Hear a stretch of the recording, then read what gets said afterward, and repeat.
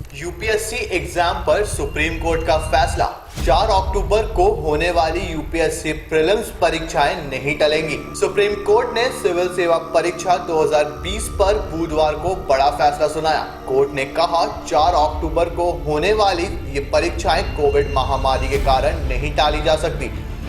Court ने केंद्र सरकार को इस बात पर विचार करने को कहा है कि ऐसे कैंडिडेट्स को एक और मौका दिया जा सकता है जिनके पास अपना आखिरी अटेम्प्ट बचा है और जो कोरोना के कारण परीक्षा में नहीं बैठ पाएंगे। जस्टिस एएम खानविलकर की अध्यक्षता वाले 3 जजों को बेंच ने यूपीएससी सिविल सेवा 2020 परीक्षाओं को 2021 की परीक्षा के साथ मिलाकर करने की याचिका भी खारिज कर दी। देश के 72 शहरों में होने वाले 7 घंटे की ऑफलाइन परीक्षा में लगभग 6 लाख उम्मीदवारों के शामिल होने की उम्मीद है। इस मामले में अर्जी लगाने वाले कैंडिडेट्स ने मौजूदा हालात के चलते परीक्षाएं टालने की मांग की थी। इस पर सुनवाई के दौरान सोमवार को यूपीएससी ने सुप्रीम कोर्ट में कहा था कि सिविल सेवा की परीक्षाओं को टालना असंभव है। इसके बाद सुप्रीम कोर्ट ने यूपीएससी को इस हलफनामे दाखिल करने का निर्देश दिया था। आइए जानते हैं यूपीएससी के हलफनामे और सुप्रीम कोर्ट के क्या है फैसले। आखिरी प्रयास करने वाले उम्मीदवारों को परीक्षा में ना बैठ पाने की स्थिति में एक और मौका मिलेगा। आयु सीमा के लिहाज से इस साल परीक्षा में ना बैठ पाने वाले कैंडिडेट्स को आयु सीमा में छूट मिलेगी। यूपीएससी के स्वास्थ्य मंत्रालय के एसओपी के हिसाब से जरूरी उपाय करने होंगे और सभी को उसकी सूचना देनी होगी।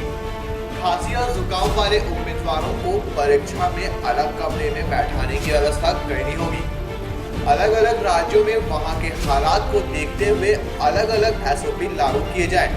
कैंडिडेट्स को उनके एडमिट कार्ड के आधार पर होटल में प्रवेश मिलेगी।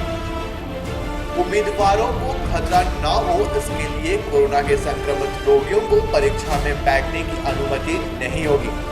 इसके पहले कोर्ट ने 24 सितंबर को याचिकाकर्ताओं की ओर से पक्ष रख रहे वकील आलोक श्रीवास्तव से कहा था कि वे याचिका की एक कॉपी यूपीएससी और केंद्र को दें। देश के अलग अलग हिस्सों से 20 याचिकाकर्ताओं ने अदालत से कहा कि मौजूदा हालात में परीक्षा आयोजित करने से उम्मीदवारों के स्वास्थ्य और सुरक्षा को खतरा होगा।